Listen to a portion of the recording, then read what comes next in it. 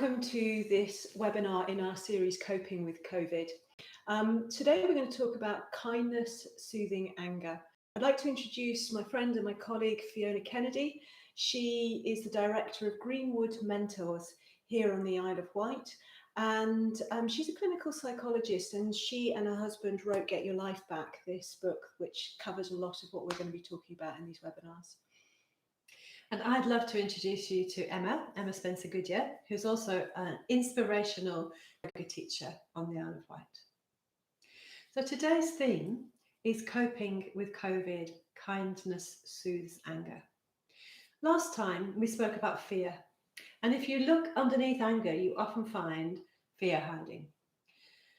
It's part of the same fight or flight response we spoke about last time, with a lot of arousal caused by the sympathetic nervous system.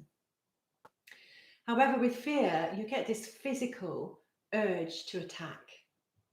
You're gearing up to really attack the other person.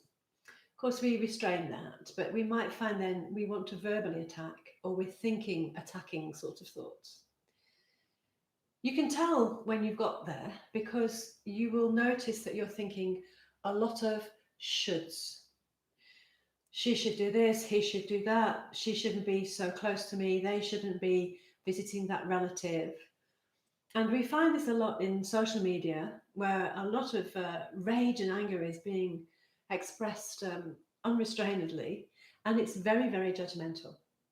And it often comes out of fear, like, you should not make my husband go to work, he's coming home, he's putting the kids and me at risk, etc., etc. So the shoulds might be right or wrong, but they're not helpful. So how can we get to a place where we're going to be more effective when we're angry? Kindness is like the opposite of anger.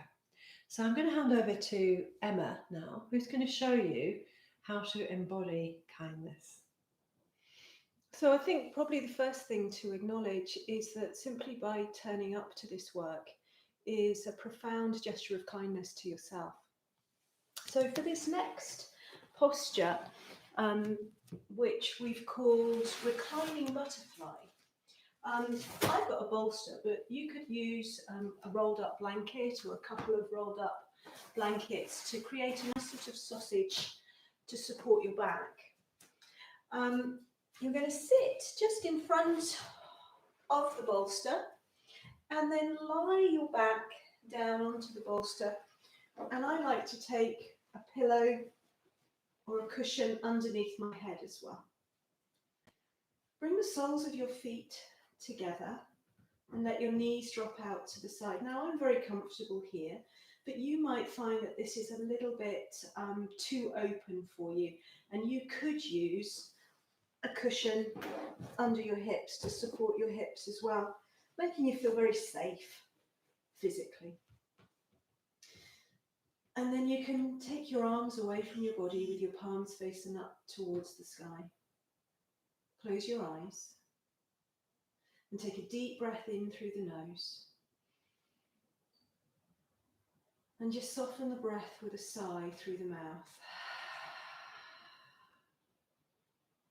And again, deep breath in through the nose.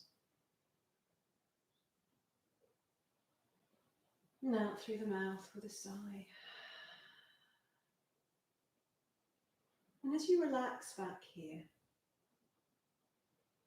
let your breath be deep and full. And I want you to imagine a smile playing on your lips. And let its warmth creep up into your cheeks.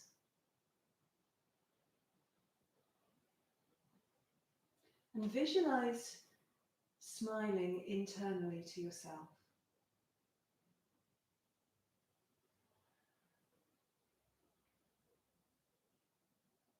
So the journey begins with kindness shown towards yourself. And you might even want to repeat, "May I be filled with kindness."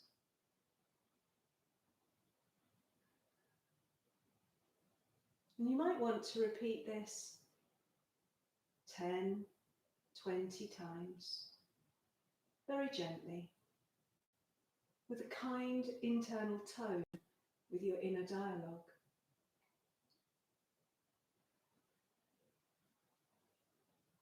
And you might want to bring to your mind somebody that you're very fond of.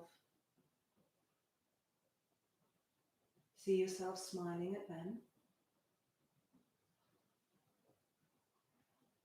And then saying their name. Invite them to be filled with loving kindness.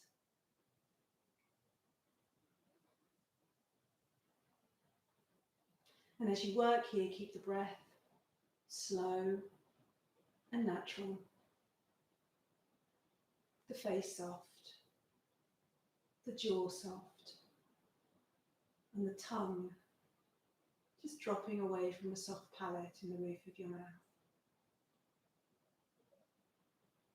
Now you might have time to stay there for up to 20 minutes. But we have to finish now. So thank you, Emma. And do remember that by changing your body, you change your mind, you change yourself. So enjoy this practice. Let us know how it goes. And we hope to see you next time. Goodbye. Thank you.